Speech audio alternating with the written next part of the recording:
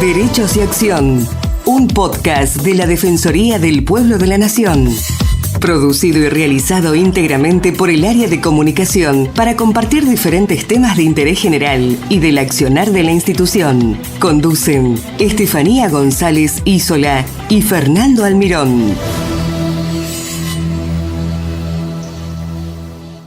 El Centro de Investigaciones y Estudios sobre Cultura y Sociedad, dependiente del CONICET y la Universidad Nacional de Córdoba, fue creado con vistas a conformar un espacio adecuado donde realizar tareas de investigación científica, transferencia de resultados a la sociedad y formación de recursos humanos son vinculados a su área de especialidad, las ciencias sociales.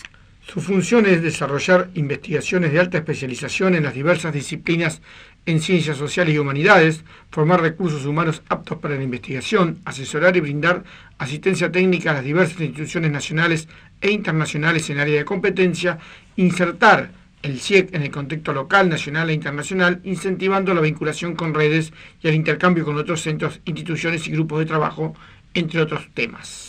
Para hablar sobre el trabajo que realizan, estamos en comunicación con Enrique Peláez, demógrafo e investigador del CONICET en el Centro de Investigaciones y Estudios sobre Cultura y Sociedad de Córdoba. Hola Enrique, ¿cómo está? Gracias por estar con nosotros. Un gusto conversar con ustedes. Enrique, para comenzar y para que le cuente a la audiencia, ¿qué es un demógrafo? ¿Qué trabajo realiza un demógrafo? Bueno, demógrafos, trabajamos con la demografía, que es el estudio estadístico de las poblaciones. Bueno, ahí tenemos distintas facetas. Por un lado, estudiar el comportamiento de la dinámica demográfica, que tiene que ver con cómo va ocurriendo el tema de la reproducción de la población, la mortalidad de la población, las migraciones. Y no solo estudiar estos factores que tienen que ver con no solo el nivel absoluto, sino la estructura de la población, sino las consecuencias de los cambios en la dinámica demográfica. ¿Qué impactos estos cambios en la dinámica demográfica puede tener, sobre todo en temas de política pública? Los cambios en la dinámica demográfica, cómo va evolucionando la natalidad, cómo va evolucionando la mortalidad, los cambios en la migración, tienen un cambio en el número absoluto de población y en la estructura de la población, y eso impacta en múltiples consecuencias sobre demandas sociales y diversos énfasis que hay que poner en algunos aspectos de la política pública. Perdón, Enrique, según el último censo, la tasa de natalidad ha bajado en todo el país. ¿Qué implicancia tiene esto para la Argentina? En realidad el censo todavía no dio los datos de natalidad. Lo único que ha ofrecido el INDEC hasta ahora es el total de población por sexo para el total del país y para las distintas provincias. Estamos esperando los datos definitivos, que ahí sí puede haber datos. Una de las preguntas era la cantidad de hijos nacidos vivos de las mujeres. Sí, lo que ha habido son publicaciones de la Dirección de Estadísticas e Información en Salud, que presenta los datos de las estadísticas vitales, que son los informes estadísticos que se desprenden de los registros de defunciones y de nacimientos. Y sí se observa, como bien mencionabas recién, una caída muy fuerte de la natalidad que nosotros venimos observando del año 2014 para acá. Esta caída de la natalidad lo que hace es desacelerar el crecimiento de la población. En Argentina todavía hay un crecimiento de la población, y cuando nosotros los demógrafos fijamos como el nivel de reemplazo de la población cuando se cae en una tasa global de fecundidad que decimos inferior a 2.1 hijos por mujer, eso ya está ocurriendo en Argentina del 2018 para acá, e implica que en el mediano plazo la población de Argentina va a empezar a disminuir. Actualmente las estimaciones que eso ocurriría de acá más o menos a 30 años, pero con este nivel de descenso que estamos observando en los últimos años, probablemente esa situación ocurra antes. Y ese decrecimiento de la población no solo tiene implicancias en el número absoluto de población, sino en la estructura por edades.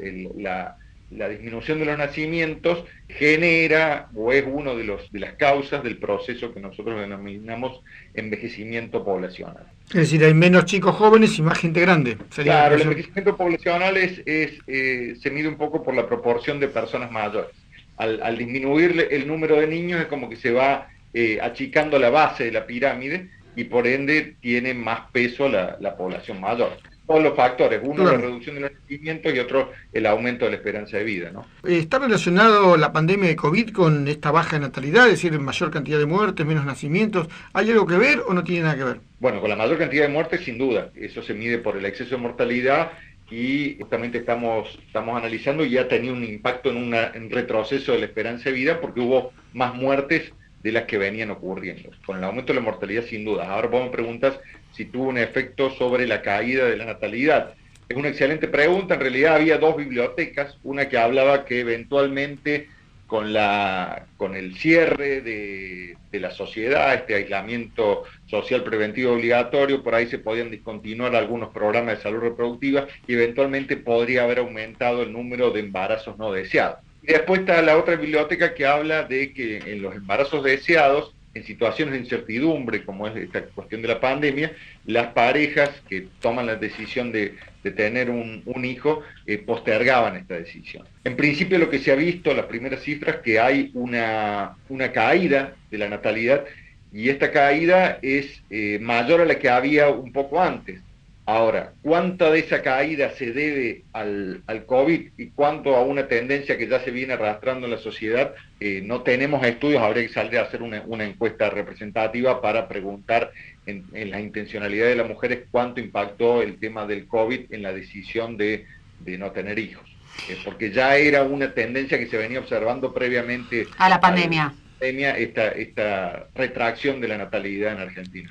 Y Enrique, un informe de la OMS alertó que la infertilidad afecta 1 de cada 6 personas en el mundo. ¿En la Argentina ya está considerado como un problema grave? Eso probablemente sería mejor que lo hables con un experto en fertilidad, con un médico, porque no tengo estudios de prevalencia de infertilidad, que es más un tema, si bien puede ser tener un efecto demográfico, pero es un tema que lo estudian más los especialistas en reproducción. Se habla muchas veces de una creencia popular de que las familias de bajos recursos son las que tienen más hijos y que a medida que mejora la situación económica se reduce la tasa de natalidad. ¿Está comprobado? ¿Es una falacia? ¿Es un dato equivocado que nosotros tenemos o que se habla mucho en la opinión pública? En realidad está en la opinión pública y yo justamente hice un estudio con un grupo de estudiantes ahí de la Facultad de Ciencias Económicas viendo este tema, intentando analizar cómo ocurre este descenso en la natalidad en Argentina. Y bueno, lamentablemente en las estadísticas vitales no tenemos la variable nivel económico, pero sí tenemos la variable nivel de instrucción de las madres, que uno la puede utilizar como un indicador aproximado del nivel económico. Y lo que vimos del 2010 al 2018, que es lo que analizamos en ese paper, que por ejemplo en el 2010 las mujeres con instrucción baja, que consideramos las que tenían hasta educación primaria, tenían en promedio el triple de hijos de las mujeres que habían terminado el secundario. Y esa tendencia del 2010 al 2018, si bien se mantiene la brecha, es decir, hay un diferencial, se había reducido al doble, es decir, las que más habían bajado en la natalidad eran las mujeres con instrucción baja, que sin embargo siguen teniendo casi el doble de hijos que las mujeres que tienen instrucción elevada. Es decir, respondiendo un poco a tu pregunta, ¿es verdad esto? Se da en otros países, en Argentina se han hecho una sola encuesta de salud sexual y reproductiva que se hizo en el año 2012, pero hay países en que la cooperación americana financiaba y se ve claramente esta brecha entre las mujeres con menos instrucción y más instrucción. Las más instruidas siempre tienen menos hijos. Y en el caso de Argentina, en este estudio que te digo que hicimos, se veía una brecha del triple a inicios de la década de 2010 y había bajado al doble esa brecha a finales de la década pasada. También hay un cambio cultural, ¿no? Que también esto los demógrafos lo están notando, ¿no? El tema de que ya la mujer no tiene ese mandato social de ser madre, que se expande la edad para ser madre, que son cada vez más altas. Es decir, son todos factores que van también influyendo, ¿no?